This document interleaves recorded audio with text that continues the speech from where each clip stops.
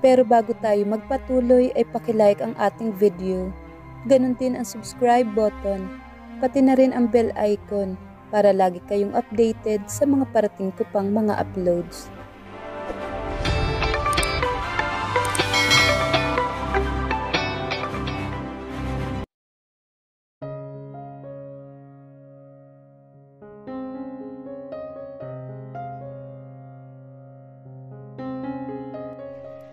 Check-up ni Jade kinabukasan. Busy man sa opisina, pero sinamahan siya ni Jax. As usual, mas marami itong tanong kay Dr. Flores. Nakakamanghang may maliliit na mga bagay na hindi niya naiisip itanong, pero nagagawa nito. Halimbawa na lang ay kung kailangan ba nitong maghanda ng adult diaper pagkapanganak niya, o kung kailan nila sisimulang pakainin ng solid food si Baby Gab. Jax paid attention, and he learned well. Natatawa na lang ang doktor sa kakulitan ni Jax. I just want to make sure okay ang mag-ina ko, Steph. Pagkatapos ng check-up, dinala siya ulit ni Jax sa paborito niyang kainan. At buong tiyagang pinagsilbihan siya. Jax, baka may kailangan ka pang gawin sa opisina. Wala, maagap na sagot na sinusubuan pa siya. Nakaumang sa bibig niya ang tinidor na may nakatusok na hiwa ng saging na sahog sa ginataang bilo-bilo. Hoy, nakakahiya! Naglumikot ang mga mata niya sa paligid. Nakakahiya sa mga naroroon, pero wala siyang nagawa nang umangat lang ang kilay nito. Tama na yun ha, mukha na akong eng-eng nito. Habang kumakain, panay ang kwentuhan nila. Mostly nakasentro sa panganganak niya. Manaka-nakaring nakikipagbatuhan siya ng usapan sa ilang mga parokyano na ilang beses na ring nakakasabay nila rito. Sa tingin ko, Ineng, babae ang pinagbubuntis mo. Anang isang ginang na sa tansya niya nasa 60 na ang edad. Ganyan-ganyan ako nung nagbubuntis ako eh. Ang ganda ko. Lalaki yan. Kapag lalaki ang baby, mas namumukadkad si Mrs. Tama, kasi mukhang wala namang pangingitim sa leeg si Mrs. Ako nung nagbubuntis ako, itim-itim na mga kilikil ko at singit eh. Batuhan ang mga kuro-kuro sa loob. Parang nabuhay bigla ang karinderya at kung ano-anong superstitious belief ang ibinida. Si Jax tawa ng tawa. Nakatingin lang ito sa kanya. Tila may kapilyohang naiisip. Ano nakakatawa? Bahagya nitong inilapit ang bibig sa tenga niya. I beg to disagree with one of the ladies. Bakit? Wala namang kahit anong pantalang singit mo. Ang linis at ang bango. Namumula-mula pa nga eh. Jax! Naiskandalong napatingin siya sa paligid. Baka may makarinig sa kanila. Para matigil ito, sinubuan niya ito na isang hiwa ng papaya. Just kidding. Hindi yun lang basta biro. Bagaman tunog nagbibiro, may nababanaag siyang kakaibang kislap sa mga mata nito. Since that night, Jax didn't show any sexual advances. Nahuhuli na lang niya itong lihim na nakatitig sa kanya kapag hindi siya nakatingin. It's still 3:30. Maaga pa. Anito, matapos silipin ng relo, magkatabi na sila sa kotse at pauwi na. Can you come with me? Saan? We will just drive somewhere. Kakain ng kung ano-anong maraanan natin sa daan. Isinama naman ni Alex si Jenny sa pinuntahan nito, so pwede tayong maglakwatsa muna. She liked the idea. Ipinagpalagay niya ang loob at hinayaan si Jax sa kung saan man sila pupunta. Medyo matraffic, kaya naipit pa sila sa daan ng ilang minuto. Palabas ng Maynila ang tinatahak nila. Akala niya sa Cavite sila pupunta, pero sa Laguna pala. Ilang premier subdivisions ang naraanan nila bago narating ang Pakay. Isang malawak na gate na lupain na may nakatayong pinaghalong classic and modern two-story house sa gitna ng well-manicured and well-maintained lawn. May nakapalibot ding mga puno sa loob ng bakuran at strategic ang pagkakalagay ng mga halaman. Glass at wood ang prominenteng material ng bahay. Ang ganda nitong titigan habang nasisinaga ng mga ilaw na nagmumula sa mga lamppost. Ang ganda at ang lamig din. Padapit hapon na rin kasi, mabuti na lang mahaba ang manggas na suot niyang damit. Jax smiled at her comment. Tara na. Buong ingat siyang inalalayan makababa ng sasakyan at sa paglalakad patungo sa main entrance ng bahay. Napansin niyang walang sasakyan na nakaparada sa carport. Inakyat nila ang tatlong malalapad na baitang patungo sa main door. It was a carved wooden door na nang buksan ay tumambat kaagad ang grand staircase. High ceiling talaga ang bahay, kaya dumagdag yun sa lamig. Sir, pasensya na po, nasa likod bahay ako. Mula sa tansya niya ay komedor, lumabas ang isang may edad na babae at magalang na bumati sa kanila. Nakahanda na ba ang lahat, Manang? Kanina pa po, sir. Kung lahat man ng ilaw sa labas ay naiilawan, dito sa loob, tanging higanteng chandelier lang ang nakasindi. Nakakamangha ang ganda nun. Nagugutom ka na ba? Baling ni Jax sa kanya. Jax, lagi mo na lang akong pinapalamon. Mahal lang kita, kaya ayoko nagugutom ka. Ayun, bullseye na naman. Kinilig siya pero hindi pinakita. Nakakahiya kay Aling Martha na nakangiting nakamata sa kanila. Napansin niyang may hawak itong remote. Nagpaalam na rin si Aling Martha at dumaan sa kung saan. On cue, isa-isang nagsindihan ng ilaw sa loob sa bahaging daraanan nila. Dala ng liwanag ay naging maganda ang mga nagkalat na mumunting bagay sa sahig sa kanilang natatapakan. White and yellow, those were flower petals that created a beautiful contrast against the light brown tiled floor. Jax, she was almost out of breath at tila mas mabubuway ang pakiramdam niya na napakapit na lang siya ng husto sa bisig ni Jax. Nakakahiyaring mayupi ang mga bulaklak dahil sa walang patawad nilang mga paa. Sayang, napangiti ito lalo. Come on, okay lang yan. Sinundan nila mga bulaklak. Dinalas sila patungo sa isa pang nakabukas na malaking pintuan sa kanang bahagi ng bahay. Kadiliman lang ang tanging sumasalubong sa kanya. Nagtatakang napalingon siya kay Jax. Trust me, Mama. Pagkawika niyon, umilaw ang buong bakuran. Malawak at lunti ang lawn na natatamnan na mga ilang-ilang punong kahoy ang natatanaw niya. The lawn was perfectly manicured at maintained. Parang sa isang resort, kung naririto si Jenny, malamang na nahihiga na yun sa Bermuda grass o kaya nag-aakyat na sa mga puno dito. Then, some of the light faded na parang tinakam lang sa paningin niya. Tanging ang mga punong kahoy na lang ang nasisindihan ng mumunting mga bumbilya. Ngunit higit na mas nakakuha ng kanyang atensyon ay ang kabana sa dulo ng brick pavement na pihadong lalakaran nila ni Jax. Ang gandang titigan ng puting kabana sa malamlam na liwanag sa paligid. Unang bumaba si Jax sa pathway at inilahad ang palad sa kanya at magkasabay nilang tinahak ang daan. Hanggang dito, may nakalatag pa ring mga bulaklak. Habang papalapit ay naging mas klaro ang ayos ng kabana. Indeed, it was beautiful. Sa bawat side ay nakapalibot ang puting lacy curtain na itinali sa bawat nagsisilbing haligi. Sa isang side ay may malapad na tila bed na may nakalatag ring puting banig at mga cushions. But what really caught her attention was the beautifully set table at the center. They were in for a candlelight dinner. Jax, bakit may pagganito? Di niya maiwasang itanong ng tuluyan na silang nakapaloob. Jax looked a little nervous. Ilang beses lang niya itong nakitang ganito noon. Sabi ko sa'yo, I'll prove my worth.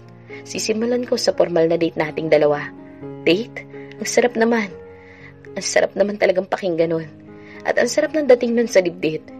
Ipinaghilas siya ni Jax ng upuan. Naupo na rin ito nang mapalagay na siya sa upuan. Out of nowhere, pumailan lang ang malamyos na awitin sa kung saan. It was a soothing instrumental ballad. It was sweet, and it added magic to the atmosphere. Yes, everything was magical and romantic. Dinner was served afterwards. Si Aling Martha at ang apo raw nito nag-asikaso. Light lang naman daw ang meals pero nakakabusog. She never had any date night idea but what Jax and she had was beyond perfect. Nang matapos ang dinner, naglakad-lakad muna sila sa malawak na bakuran nang magkahawak ang mga kamay. Lately, hindi siya umiiwas kapag nakikipag-holdingan si Jax sa kanya. Ang sarap lang sa pakiramdam, nakatabi ito at dama ang init ng palad nito. Was this house supposed to be for Chloe? Huminto ito sa paghakbang at hinarap siya. May ilang hibla ng buhok ang tumabing sa kanyang mga mata, kaya maingat iyong isinuksok ni Jax sa likod ng kanyang tenga. He then looked at her with so much emotion in his eyes. It was supposed to be ours. Kumunot ang noo niya. Joke ba yan? Natatawa pa niyang tanong. Seryoso lang si Jax. Napatingin ito sa ibang direksyon bago muling tumitig sa kanya. I was planning to give you with a house. Ang hirap naman paniwalaan. Napatingin siya sa napakagandang bahay. Sa buong buhay niya, hindi niya kaya magpatayo niyang 1/10 ng halaga nun. It looked grand and magnanimous. Pero pagpasok pa lang kanina, nakikita na niya ang sariling nagluluto sa kusina at ang mga batang naglalaro sa den dito sa garden. Hindi man ganito kalaki ang pangarap niyang bahay, pero this house could be a perfect abode for their family. Bakit? Jax let out a deep breath. Mahal na kita noon pa man, Jade. It was more than a surprise. Sinabi nitong mahal siya nito ngayon and she found it hard to believe. More so, ang paniwalaan ang confession nito. But I was just too damn fool to admit it. Then, things happened. I got mad and chose to judge and never believe in you. I pushed you away that hard. Pero nung umalis ka na, I became a mess. I hated you and I hated myself too. Ang mga nakalipas na mga taong nagkalayo sila ni Jax ay tila vacuum na wala siyang anumang alam. Tinamdam niya ang mga kabiguan pero hindi niya inalam ang mga pinagdaanan din nito noong mga panahong yon. Palagi mong sinasabing mahal mo ko, pero hindi mo naman ako pinapaniwalaan. Ginagap nito ang dalawang palad niya. Ikinulong sa malaking mga kamay. He looked at her with so much emotion in his eyes. His glances are leading. It led her to believe in everything he had to say. Tinidikta ng utak ko na siya ang paniwalaan ko. Anitong itinuro ang sentido. But my heart says otherwise. Habang nagsasalita ito, ay nakikinig lang siya. I choose to believe in you. I don't care what happened in the past. Ang pinaniniwalaan ko lang, ikaw at ang mga sasabihin mo. I don't want to lose you again, just because I prefer to live in pain. Naiiyak siya sa sinasabi nito. Tumatagos yun sa kalooban niya. Wala akong kasalanan, Jax. I was just a victim. Yung lalaking yun, hindi ko alam kung bakit akong piniling biktimahin. Tears pulled in her eyes. Itinago niya yun sa pamamagitan ng pagtitig sa ibaba. Shh! Pag-aalo ni Jax sa kanya. I promise you, hahanapin ko ang lalaking yun. I will make him answer kung ano man ang katarantaduhang ginawa niya noon. May bahid ng galit sa mga bagang nito. Habang sinasabi yun, look at me, Jade. She obliged. She met his fierce gazes. Mahal na mahal kita. Mahal na mahal. Mabagal ang pagsasalita nito na tila pilit na ipinapaintindi lahat sa kanya. Kayo ng mga anak natin. Kayo ang buhay ko. Doon na pumatak ang mga luha niya.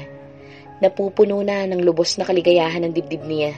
Tumataba ang puso niya sa nakikitang pagpapahalaga ni Jax sa kanila ng mga anak niya. Sinapo ni Jax ang kanyang muka. He dried her tears using his fingers. Nang bumaba ang mukha nito sa kanya ay hindi siya nag-iwas. He started planting feathery kisses on her forehead. Salita nitong dinadampian ang mga talukap niya. Naglandas ang malambot at mainit nitong bibig sa namamasani ang pisngi. Bawat hagod ng bibig at hintuturo nito, tila pinapayapa ang kalooban. Inihinto ni Jax ang nanunudyong halik sa kanya at tinitigan siya ng tuwid sa mga mata. His stares were both fiery and tender at tila nanghihingi ng permiso sa kung anumang nais nitong gawin. Jade, he whispered with longing mirrored in his voice. Nagpakita siya ng tapang, hindi siya nag-iwas o kumurap. Uhaw na naghihintay siya sa mga susunod itong hakbang. He lowered his face again. Kinintala na mabining halik ang tungki ng kanyang ilong. Then her lips were captured by his. Sa unang lapat pa lang tila boltahin na ng kuryente na binuhay nito sa kanyang katawan. Nakakapit siya sa mga kamay nito nang sinimula ni Jax ang banayad na paghalik sa kanyang mga labi. He kissed her with so much love and respect. Ito ang uri ng halik na lumulusaw sa puso niya at mas nagpapamahal sa kanya lalo kay Jax. Kaya ngayong gabi, hindi siya nagmamaramot kay Jax. She will give in to his every whims and wishes. Ganito niya ito kamahal. Ayaw na niyang magpigil. She had been controlling her feelings long enough. Malalim silang sumagap ng hangin. Nang pakawalan nila ang labi ng isa't isa. Ngunit ang mga mata ay hindi naputol sa pagtitig. Hinagod ni Jax ang bibig niya gamit ang hintuturo. Sensual ang paraan ng pagdantay nun. Tila siya inuuhaw lalo. Jax, she whispered his name in need and frustration. She didn't want for his kiss to end. Tumingkayat siya at inabot ang bibig nito kasabay ng paglingkis ng mga braso niya sa leeg nito. It was a signal for Jax. Ang banayad ng mga halik ay naging mapusok at mapangangkin. Bilang tugon ay kusa niyang ibinuka ang bibig. She let entry to Jax's raging tongue. Nagsago pa ang mga dila at bibig nila. At sa bawat galaw ni Jax, tinutumbasan niya iyon ng kaparehong init at kapusukan. Jax, she granted as Jax seductively beat and sucked her lower lip. It didn't hurt at all. Gustong-gusto niya ang mga ginagawa nito. Sinagot niya ang init nito. She licked and sucked his lips. And it made Jax grunt in ecstasy. Their kisses even became fervor. Tila walang kapagurang inaangkin ang nangangampal na mga labi ng isa't isa. Both of them were breathless as they let go of each other's hungry mouth. Jade, Ang sarap pakinggan ng bawat pagsambit ni Jack sa pangalan niya. I can stand kissing you alone. I need you, Jade. So damn much. Hindi na alam ni Jade kung paano silang nakabalik ni Jack sa kabana. Nakababa na ang kurtina sa bawat sulok at nakapatay na ang anumang nakasinding ilaw sa loob. Ang tanging liwanag na tumatanglaw sa kanila ay ang malamlam na mga ilaw na nagmumula sa mga puno. Patay-sindi, patay-sindi. Nakakadagdag ng init na nararamdaman ang tila maharot na sinag. Singharot ng mga nag-iinit na katawan nila na pinagpala ang isa't isa. They were lying fully naked against each other. Kung paanong nahubad ang mga damit nila, hindi na niya tansya. Ang maliwanag lang sa kanya ay ang mahika na tila bumabalot sa kanila. Nasa gilid niya si Jax. Sinisikap na huwag madaganan ng sinapupunan niya habang sakop ang kanyang bibig. Maingat na nakaalalay sa kanyang ulo ang kaliwang palad nito habang ang isa'y malayang naglalakbay at nagpupunla ng kakaibang init sa katawan niya. Mula sa pananalasa sa kanyang bibig, bumaba ang halik ni Jax sa kanyang panga hanggang sa kanyang leeg. As always, Jax devote time licking, biting and sucking her flesh. Jax, kinakapos ang hiningang tawag niya sa pangalan nito habang iniinda ang kiliti. Nilukot niya sa daliri ang makapal nitong buhok at isinubsob ang mukha ni Jax sa kanyang dibdib. Hindi niya makontrol ang sarili. Gusto niyang pagpalain ni Jax ang bahagi ngayon. She missed him fondling her swollen breast. Iniarko pa niya ang kanyang katawan. Hindi siya binigo nito. He played with her taunted butt. Inipit ang dalawang daliri habang walang pakundangang isinubo ang kabila. Sensations awashed her being as he suckled like a child. Naroroong kagatin at banatin gamit ang ngipin at basta nalang papakawalan.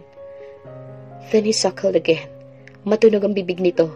Ramdam niya kaysa sa nakikita ang pamamasa ng kanyang ituktok. Just by the thought of it, heightened her desire. Tila nakakawala yun ng ulirat. His fingers descended. It reached what it was aiming for. Jax! Mahaba niyang halinghing nang maramdaman ang paglulumikot ng makasalanan nitong daliri sa kanyang entrada. Napapadilat siya pero kaagad ding napapapikit nang muling sinakop ng bibig nito ang dibdib niya. Ayaw nitong tantanan na tila ikakabaliw nito kapag tumigil. God, her mind went frenzy. Tag-isang kumpas sa mga balahibong nagsitahayuan. Halos bumao ng mga daliri niya sa anit ni Jax nang maramdaman ang panunudyo nito sa kanyang ibaba. Something was knocking. It was his finger looking for an entrance. Wala sa sariling naibukan niya ng bahagya mga hita. It gave Jax access to devour her flesh. Nakagat niya ang labi ng tuluyang bumaon sa makipot niyang lagusan ang mahaba nitong daliri. Sensation after sensation. His mouth and fingers were moving in unison. Her mind went crazy. Hindi alam kung alin sa ginagawa nito ang mas nagpapaliyad at nagpapaungol sa kanya. She missed this feeling so much.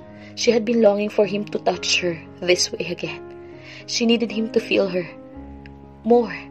Hindi na niya malaman kung matapang iyong kumawala sa kanya. But her body did the trick. Walang inibisyong ibinuka niya lalo ang mga hita. Tinungo ng kamay niya patungo sa matigas na kamay ni Jax na nasa kanyang gitna. Hinawakan niya yun at diniin lalo sa kanyang kasalanan habang iginigiling niya ang balakang. More, Jax. More. Hindi niya magawang sawatay ng sarili. Ganito pa talaga kapag buntis. Mas doble ang init ng katawan niya kaysa sa karaniwan. Patience, Jade. Patience. Halos mapahiyaw siya sa sarap nang sinimulang maghugot baon ni Jax sa kanyang gitna. She was soaking wet. Na bawat pagbaon nito, lumilikha ng irato kong tunog. Hinanap ni Jax sa mga labi niya. Walang pakundangang sinakop habang patuloy sa pagpapaligaya sa kanyang ibaba. Nagdedeliryo na siya. Napapakagat siya sa labi ni Jax habang iniinda ang kakaibang init at kiliti. Ang impit na mga ungol ay tuluyang naging hiyaw. 2 fingers were invading her aching core. Oh, Jax! She screamed as Jax teased her jewel while he continued moving in and out of her in a fast motion. Magkasabay na ginawa na nila na tila nagpapabaliw sa kanya lalo. Ramdam niya ang init na gustong maglandas sa kanyang kaibuturan. She was building up again, but this time, she controlled her release. She wanted more. She needed to do it together with him. Kumapit siya ng husto sa balikat nito. She stopped the kissing and murmured on his lips, I want to feel you inside of me right now. she bravely commanded. Oh, she was consumed with lust. In a flash, inabot nito ang unan at mabilis na inilatag sa kanyang tagiliran. Parang babasaging kristal, namarahan siya nitong pinatagilid sa kaliwa. Nanggigigil ang kilos nito, pero naroroon din ang pag-iingat. You're beautiful, Jade. So beautiful you make me crazy. Puno ng paghanga at pagnanasang bulong nito sa kanyang tainga, sa paus na boses. Sinamba siya ni Jax. He traced the lines of her side curves using his lips. Mas mabagal na halik, mas nakakadarang. And when he beat her earlobe, doon kusang nanulay ang init patungo sa kanyang ibaba. She could feel the throbbing heat in her center. But she wanted more. Jax! Her shaky hand plunged into his rocking manhood. It was thick and long. Ramdam niya ang lumilitid na mga ugat. She touched his swollen teeth and Jax released a throaty groan. Napahinto si Jax sa paghalik sa panga niya. Awang ang bibig na tumunghay sa kanya. He was affected. Nagbubunyi ang kalooban niya. More, in his slow raspy voice, he begged. Ipinatong nito ang noo sa kanya. Naglapat ang mga bibig nila. Nagduelo ang mga hininga, but he was careful not to touch her lips, while his hand massaged her breast. Nagtataas baba ang palad niya sa kahabaan nito. Mas lalo yung lumaki at nanigas sa kanyang kamay. He was raging like a bull. He's big, but he always fits her. May naglandas na mainit na likido sa kanyang pagkababae. Isipin pa lang na nasa loob na niya ito. Tangina. Jax was about to explode. Nanigas ang katawan nito. Lumalim at bumibigat ang paghinga habang patuloy niyang hinahagod. Oh shit! Tila naging agresibo ang galaw nito. Iniangat ni Jax ang kanan niyang binti at sinampay sa braso nito. She was open and so damn wet. Malakas siyang napasinghap nang maramdaman ng dahan-dahang pagpasok ni Jax sa kanya. It was just his tip, but it ignited massive bolt of electricity in her. Nagdulot ng langit-ngit patungo sa kanyang sentro. Umabante pa si Jax, mas bahagyang kirot pero imbis na itulak ito, mapangahas niyang iniusli ang pang-upo padiin sa kasalanan nito. So impatient, baby. Yes, hindi na siya makapaghintay. Gusto na niyang maabot muli ang madalas pagdalhan ni Jax sa kanya. Nag-aapoy na siya sa init. Slowly, he drilled his rocking manhood inside her. Jax, masakit. It had been a while, kaya ganito pa rin kasakit, bagamat namamasana ang pagkababae niya. I'll be gentle. He kissed her neck, caressed her belly na tila ba doon pinapayapa ang umaaliping kirot. Namaybay ang kamay nito sa kanyang pagkababae. Nilaro-laro ang mumunting bantay doon. God! Nadala niya sa bibig ang kamay ni Jax. Parang may sariling isip na dala yun ang bibig niya. She sucked his fingers. Tila doon binubuhos ang init at kirot. Jax thrusted again. This time, slower and a little deeper. Tila nagdulot ng langit-ngit sa buong katawan niya. Ang dahan-dahan nitong pagbaon.